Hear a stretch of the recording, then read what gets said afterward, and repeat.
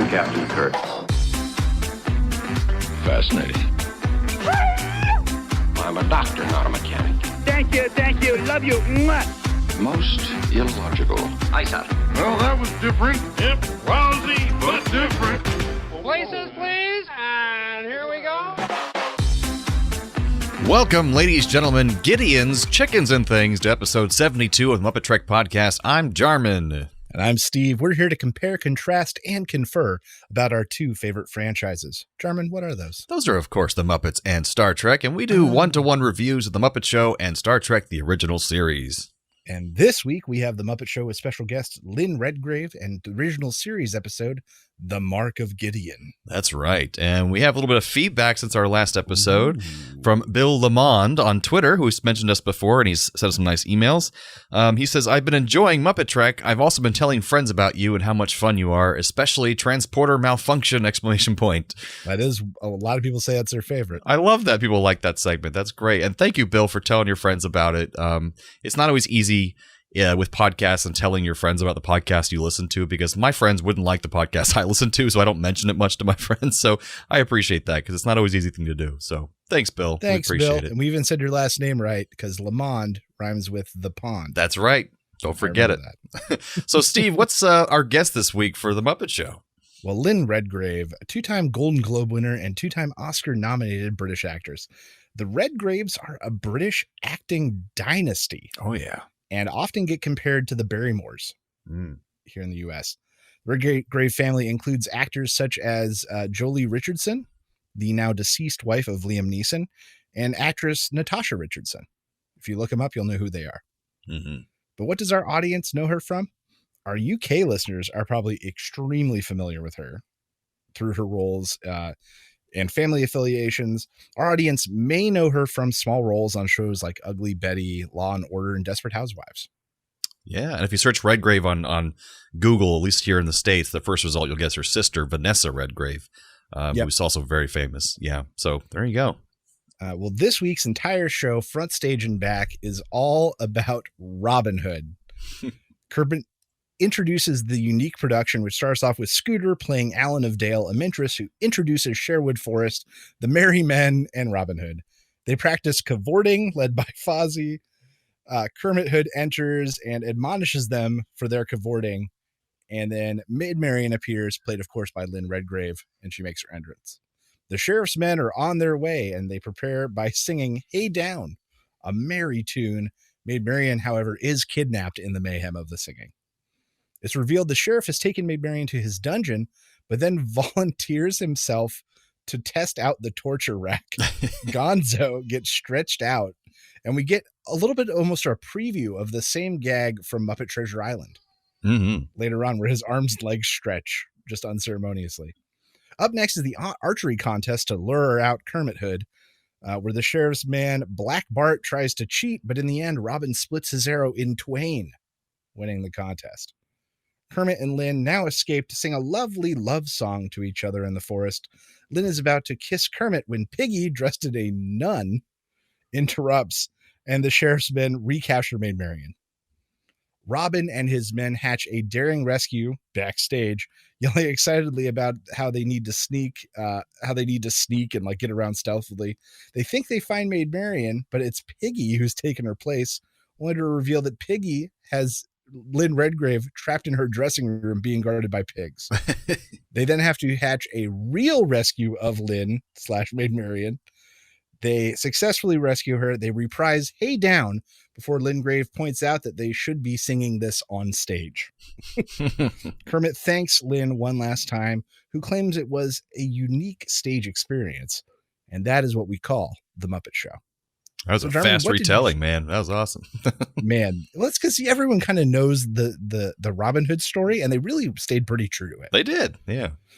So, Jarman, what did you think of this week's episode of The Muppet Show with Lynn Redgrave? So I really enjoyed this episode, and I know it didn't have our typical segments and stuff, but it's nice when they occasionally move away from that. They don't have to do that all the time. And I think Lynn Redgrave was perfect for this retelling of Robin Hood because she fit in so well as Maid Marian. And I think it's very prescient of the upcoming Muppet films that tell a classic story with Muppets and human actors. Like you mentioned, it even used the scene that's later used in Treasure Island. Also really fun having Piggy being super jealous of not having a part in the show, so he puts her in as, instead of Friar Tuck, it's Sister Tuck. And also Gonzo loving some BDSM because he's had lots of other kinks in the past, and not to he's mention, totally into it. yeah, he's always got some weird stuff going on, including his love of chickens, which is always weird. But yeah, I just think it was overall a lot of fun and great costumes, the sets, everything. It was just one of the favorite episodes for me this season so far, actually. I agree with some of your points. I think, I'm a sucker when the backstage and onstage plots like connect and really intertwine. And this was that just across the board. The real rescue of Lynn from Piggy, who has kidnapped her, I thought was just super, super appropriate. And they kind of repeat the same sequence twice with Kermit fighting the sword fight and everything. I agree. One thing you touched on was that there weren't a lot of the normal shtick. There weren't a lot of the normal sketches. And I felt like some of them could have been integrated pretty easily. Kind of like they did with the country western episode where it's where they take Lynn Redgrave to a torture chamber, and instead it's Bunsen Honeydew in Beaker's laboratory where they are about to test out torture devices. And then Gonzo insists he tests them on him first. Yeah. Same bit, same premise, but you could have gotten some familiar pieces in there. Mm-hmm. Because some of the segments felt stretched. The opening with the merry men and the cavorting and stuff felt like they didn't have enough written. I could see that. So I think with just a few small adjustments, this could have gone from like a very good episode to, best episode of the series. And kind of at the end level. Too, it felt like before the credits started to roll, it was just kind of hanging out there with them. There was like stretching for time. I could feel that a little bit there too at the end as well. So I just think maybe using themselves, using the time a little bit better, writing a little bit more for such a good guest who really sold it, really interacted well with the Muppets, I think. Oh yeah. It was just short of, I think, being like the best episode. All right. I can see those points. That makes sense. So let's talk about the music this week. And that's maybe the other thing I think was a little bit lacking. There wasn't a lot of music. That's true. Hey Down, which was written by Muppet music associate Derek Scott and third season writer Chris Langham. Scott wrote other Muppet standards like Pig Calypso and Muppet Limbo, which we've talked about before. Langham was a British comic writer and performer and was actually recommended to Jim by guest star John Cleese. Oh. When he hosted, or when he was the special guest, rather. Very nice. I Still Love You. This is a love song between Lynn and Kermit. Another original for the show written by Larry Grossman, writer of Snoopy, the musical. Oh, wow. Lyrics were also written for that song by Jerry Jewell, head writer of the Muppets, and someone who had been working with Jim behind this scene since his first show, Sam and Friends. So all the music this week was like original for the show. Nice. Jarman, what did you think was the best Muppeteering moment this week? I guess there wasn't a whole lot of crazy stuff going on, except for probably the first off cavorting scene with just like tons of Muppets on stage, all dancing and all moving and cavorting. So that was not doing it right. Cavort. So that was a lot of fun, and there was sword fighting and stuff. I think the cavorting scene probably does it for me. I'm not sure if this is great Muppeteering, but something I loved was anytime they had a sword fight. Yeah. Watching Puppets sword fight is just so funny. It's so uncoordinated. It was more awkward than I expected. I was like, what are they doing? Like, they're not even hitting each other. It felt awkward, but in a really funny way. This would have lended to the credence of like, no one's going to hurt each other. I'm not sure if that's best Muppeteering moment, but that was the performance that I thought was the funniest. It's like Kermit leaning forward with his stick and just kind of falling into the other guy and then make a smack sound effect, and that does it. Like swinging wildly. Yeah, it was good. So, Jarman, what happened on this week's episode of Star Trek: The Original Series? So this week we have the Mark of Gideon. We have the Enterprise arriving at the planet called Gideon to discuss diplomatic relations. They've been told that this planet is a paradise, but they've been very difficult to talk to, and they won't allow scanning of their planet. And they've only allowed Captain Kirk himself to beam over and discuss plans for diplomacy with the Federation. So they give him the coordinates for him to beam over, which they never really have to do elsewhere, give actual coordinates, but for this episode apparently is necessary. But as soon as he beams out, it appears that he is beamed right back into the transporter room of the Enterprise. But he investigates and finds the Enterprise is completely empty. There's no one around. And meanwhile, we kind of flash back, and Spock also notices that Kirk didn't land on the planet because he speaks to the ambassador of Gideon, Hoden. But Hoden says that Kirk never arrived. So we're like, where is Kirk? Is he in some alternate reality? Is he in some kind of other space or time? So Hoden won't let Spock scan the planet to send a team to look for Kirk. But Hoden assures Spock that he'll send his own team to search for him. So Spock contacts the Federation and Starfleet to ask them if he can do any more to search for Kirk. But with their bureaucracy and everything, they won't let him do anything more because it's a very delicate diplomatic situation. Meanwhile, Kirk discovers that he has a weird bruise on his arm, and then he finds a random woman kind of dancing around the ship, kind of like that woman from Fleetwood Mac. It's very strange, like she's high or something. She says her name is Adona, and that she has no idea how she got there, but just that she remembers being in an overcrowded auditorium and not being able to breathe. There's so many people around her, and she loves how empty this ship is. So Kirk tells her that she must be from Gideon, but she doesn't seem to know what that is. So Adona tells him that her planet is completely overpopulated and that anyone there would kill for just a moment of privacy. And as they're talking, they quickly start to fall in love, as they do in a lot of these episodes, and they kiss, not noticing these very creepy people showing up on the view screen on the bridge, just staring at them, all in green outfits like onesies. Also, the Enterprise that he's on seems mostly non-responsive to his commands, so Kirk thinks this must be set up by some kind of powerful entity or race, which I thought wasn't a bad guess considering that happens all the time in the show, but that wasn't what was happening. And as they walk through the corridors, they hear a strange noise sounding like it's coming from outside the ship, which doesn't make any sense because they're in space. So they go to a viewport and open it, and they briefly see those weird people staring at them instead of space, and then it suddenly turns back to space again. So Kirk either thinks they're going crazy or thinks Adona knows something about what's going on, but she claims she has no idea what's happening, and suddenly she starts feeling ill and falls into his arms. So Kirk takes her to sickbay, but he's greeted there by Ambassador Hoden, and apparently this is a duplicate Enterprise created by the people on Gideon to fool Kirk for some reason. So Hoden tells him that Adona is his daughter, and that she now has vegan choriomeningitis, which is something that Kirk had in the past, and now he's passed on to her. So apparently Hoden's plan was to infect his population with the virus, and first let his daughter die to show that it can happen, and to shorten their lifespans and thin out their population because they've been incredibly healthy for so long that they now have a huge overpopulation problem and no one's dying, and so they can barely move on their planet. So Kirk asks them why they don't just use birth control, but Hoden says no because life is precious, apparently. Meanwhile, back on the real Enterprise, Spock goes against Starfleet and Federation orders, and he beams down to Gideon, knocks out the guards, and takes Kirk and Adona back to the real Enterprise. Bones cures Adona, but now she still carries the virus, so she can go back down and give it to all her people and let them all die. Yay! So that's the end of the Mark of Gideon. So, Steve, what do you think of this episode? All right. So, some things I liked. I liked getting to see Spock in charge, but not only in charge, having to be diplomatic. Yeah, I love that part. We've seen Spock multiple times have to figure out, like, what happened to Captain Kirk? What's happening with the space anomaly? Blah, blah, blah. But it's very rare that we've seen him have to, like, interact with another alien species in a diplomatic way. So that was very cool. I liked the subversion of expectations in that, like, even Kirk called it out. Like, this is some super powerful race playing with us. Yeah, which has happened over and over. And it kind of was, but not really. Yeah. So I like that subversion of expectations, even for this show. Like, it shows a self-awareness that I don't know if we've seen in Star Trek a whole lot before this. Some things, and I liked that the main guy from Gideon looked like a Nick Kroll character. Really? Yeah, look at Nick Kroll and look at the main guy. I'll have to do that. It just looks like a Nick Kroll character. I kid you not. I even looked to see if they were in some way related, but couldn't find anything because I thought they looked that similar. That's funny.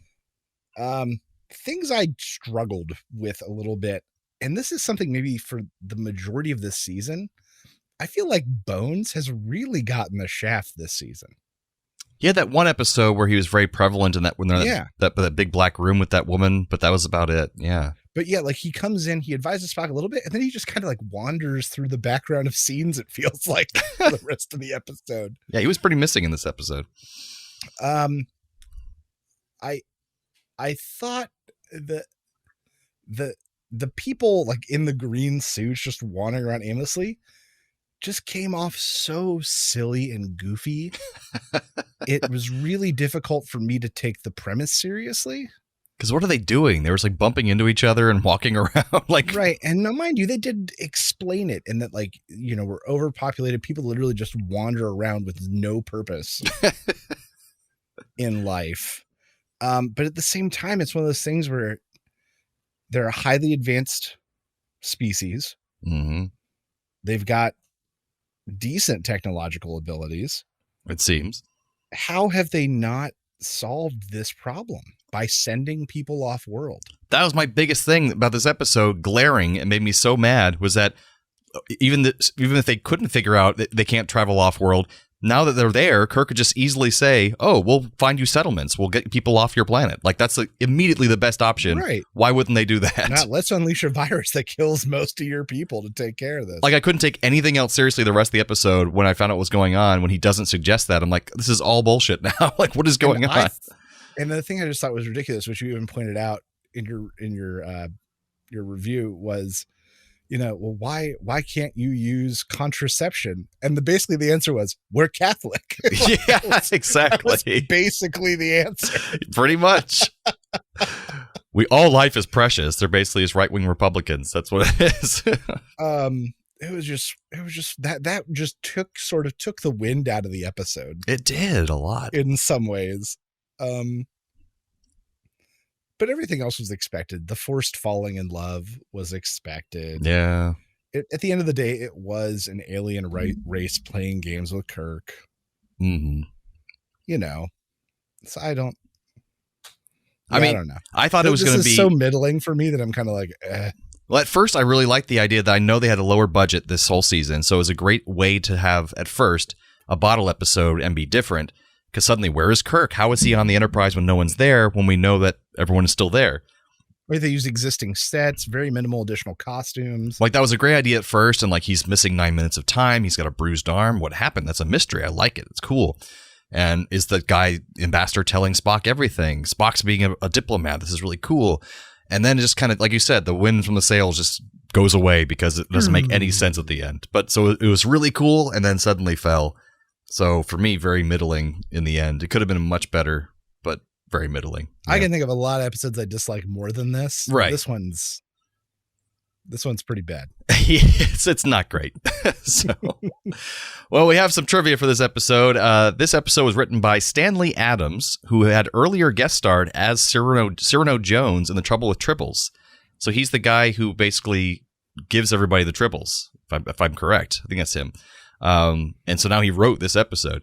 So Adams had become concerned over the issue of overpopulation, and during the production of the Tribbles episode, he mentioned to Gene Roddenberry that he thought it would be an interesting social topic for the series to address.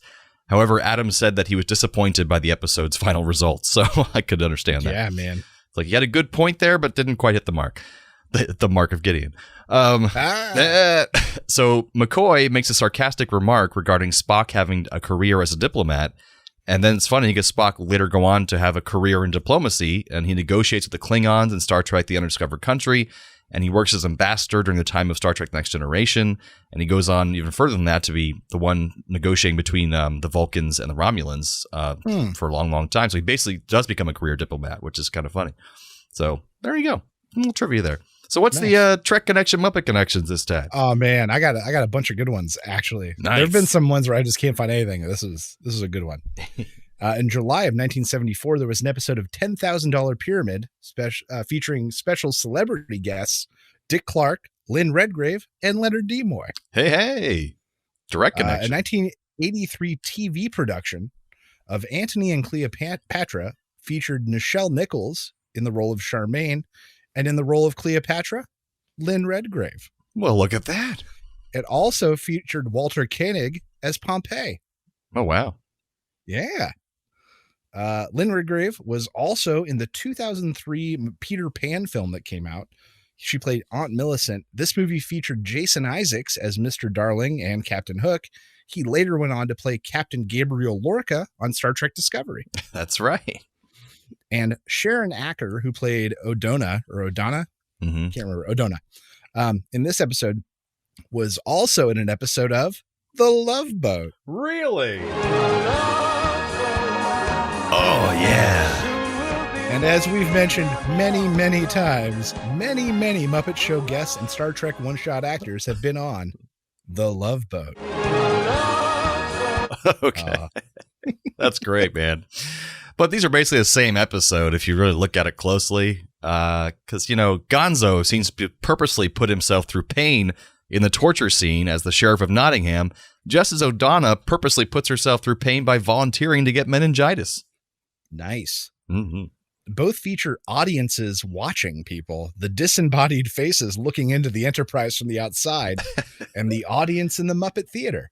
Oh, nice. Very nice. Both episodes have a character who thinks something is the real version of something, but it turns out it isn't. So Kirk when he's beamed over to the fake duplicate Enterprise, and Sam the Eagle when he meets the fake William Shakespeare. Nice. Both feature people being guarded. Lynn Redgrave / Maid Marian being guarded by the sheriff's men, and Kirk being guarded by the weird bodysuit guys. Yes. And on the Muppets, the town crier first exclaims that all is well, but later shares just how horrible the state of affairs actually are. Mm-hmm. Just how Ambassador Houghton initially tells the Federation that Gideon is a paradise, but later reveals that it's in a terrible state of overpopulation. I like same that episode, man. I'm telling. Oh, what's that noise? Transporter malfunction. Transporter malfunction.